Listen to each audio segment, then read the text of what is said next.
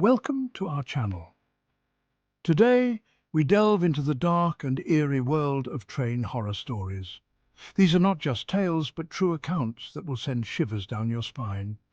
Imagine the screech of metal against metal, the feeling of your heart pounding in your chest. These are the sounds and feelings that haunt the tracks. Tonight, we explore three such stories.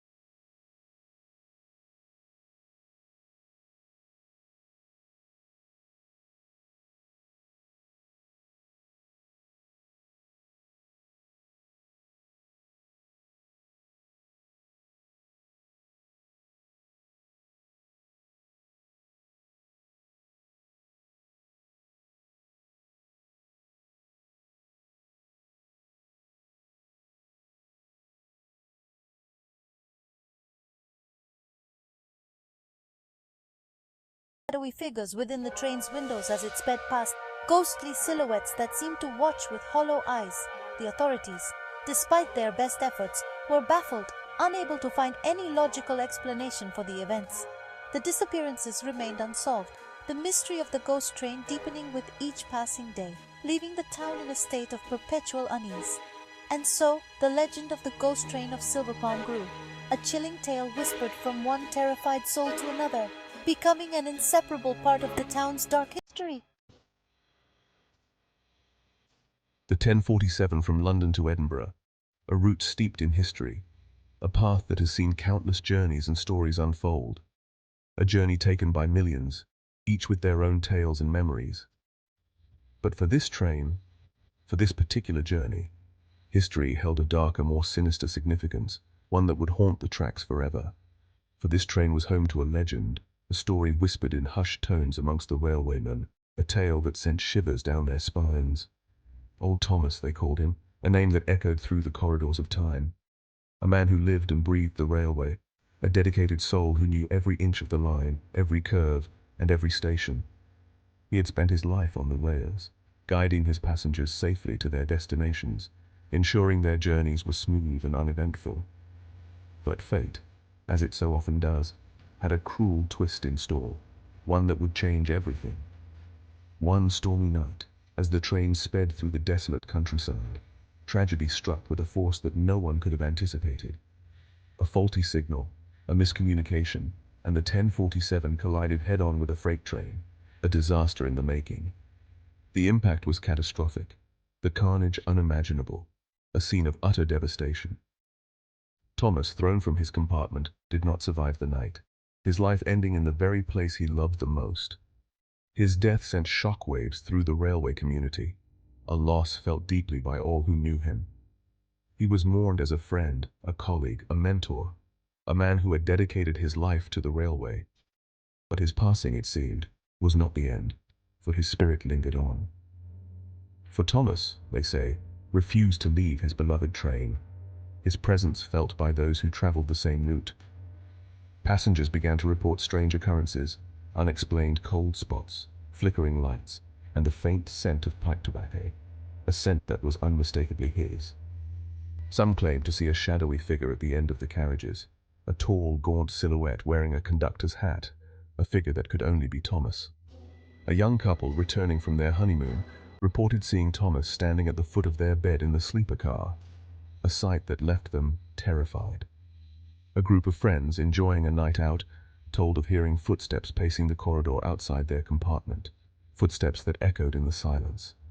The stories spread, whispered amongst the passengers, shared in hushed tones in the dining car, each tale adding to the legend.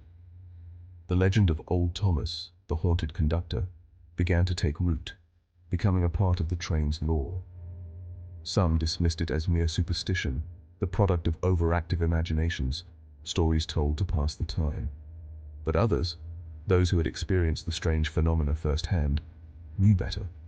Their encounters too real to ignore. One conductor, a man named John, refused to believe the stories, his skepticism unwavering. He scoffed at the tales, dismissing them as the ramblings of fools, convinced that there was a logical explanation for everything. That is, until he encountered Old Thomas himself, an experience that would change his perspective forever. It was a late-night run, the train almost empty, the silence almost deafening. John was making his rounds, checking tickets, when he felt a cold chill run down his spine, a sensation that made him stop in his tracks. He turned, expecting to see a draft from a window, but there was nothing, just the eerie stillness of the empty carriage. And then, out of the corner of his eye, he saw him, a figure that should not have been there. A tall, gaunt figure standing at the end of the carriage, a conductor's hat perched upon his head, a sight that sent a jolt of fear through John. John froze, his blood turning to ice in his veins, his skepticism shattered in an instant. Platform 4.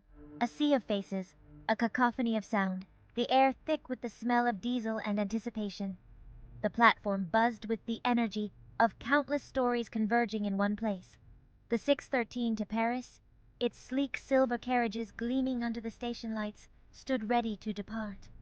The train seemed almost alive, a metallic serpent poised to slither into the night. Passengers, their faces a mixture of excitement and impatience, queued to board, eager to begin their journeys. Each person carried their own hopes and dreams, their own reasons for travel. Among them, a lone figure, shrouded in a heavy coat, their face obscured by a wide-brimmed hat, blended seamlessly into the throng. They moved with a purpose, yet seemed detached from the surrounding chaos. They carried no luggage, no bag, nothing to betray their destination or their purpose. It was as if they had materialized out of thin air, a ghost among the living. Just a single leather-bound notebook, clutched tightly in their gloved hand. The notebook seemed old, its edges worn, hinting at countless secrets within its pages. As the train pulled out of the station, leaving the bustle of London behind, the mysterious figure found a seat in a quiet corner of an empty carriage. The hum of the train's engine was the only sound, a lullaby for the journey ahead. They sat alone, their backs straight, their gaze fixed on the passing scenery. The world outside was a blur of lights and shadows, a moving tapestry of the night. They spoke to no one, acknowledged no one, their presence as enigmatic and unsettling as a half-remembered dream. It was as if they existed in a different realm, a parallel world of silence and mystery. A young woman, seated across the aisle, couldn't help but steal glances at the solitary figure. Her curiosity was piqued, a spark ignited by the enigma before her. There was something about them, an aura of sadness, of loss that drew her in. It was a palpable energy, a silent cry for understanding that resonated deep within her. She tried to catch their eye, to offer a tentative smile, but the figure remained oblivious, lost in their own thoughts. It was as if they were a statue, frozen in time and space. As the hours ticked by, the train rattled through the English countryside, the sun beginning its slow descent toward the horizon. The landscape outside transformed into a golden dreamscape, bathed in the warm hues of twilight. The golden light streamed through the windows, casting long shadows across the carriage floor. The interplay of light and shadow created an almost ethereal atmosphere within the train. The young woman, unable to shake the feeling of unease that had settled upon her, decided to stretch her legs. She hoped that a change of scenery might clear her mind. She made her way to the buffet car, ordered a cup of tea, and chatted idly with the friendly attendant. The normalcy of the interaction was a welcome distraction from the unsettling presence in her carriage. As she sipped her tea, she glanced back towards her carriage. Her thoughts drifted back to the mysterious figure, and she wondered about their story. The seat where the mysterious figure had been sitting was empty. A chill ran down her spine as she realized they had vanished without a trace. She returned to her seat, assuming they had simply gone to use the facilities, yet a nagging doubt lingered in her mind. But as the train pulled into the next station, she noticed that the figure's belongings were still there, the leather-bound notebook, untouched, lying on the seat. It was as if they had left in a hurry, abandoning their only possession. She mentioned it to the conductor when he came to check tickets. Her voice trembled slightly as she recounted the strange occurrence. He frowned, consulted his passenger manifest, and shook his head. His expression grew more serious, the lines on his face deepening. "There's no record of anyone matching that description on this service, miss," he said. His voice was calm, but there was an undercurrent of concern. "Are you sure you saw someone sitting there?" His question hung in the air, a challenge to her perception. The woman, now genuinely alarmed, insisted that she had. Her conviction was unwavering, her memory clear. The conductor, clearly troubled, promised to investigate. His demeanor was professional, but his eyes betrayed his unease. He searched the carriage, questioned the other passengers, but no one had seen the mysterious figure. It was as if they had been a figment of her imagination. As the train approached the Channel Tunnel, the conductor, his face pale and drawn, returned to the young woman. His expression was grave, his steps heavy. "I have checked with the station staff back in London," he said. His voice was low, almost a whisper. "There was a report of a passenger matching that description. They boarded the train, but they never disembarked.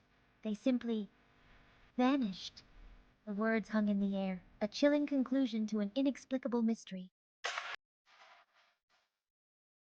Thank you for watching. If you enjoy these terrifying tales, don't forget to like, subscribe, and hit the bell icon for more spine-chilling stories. Stay safe, and remember, sometimes the scariest things are the ones that are true. The next time you hear a train whistle in the distance, remember these stories. And if you ever find yourself traveling alone on a dark and stormy night, listen carefully. Sweet dreams.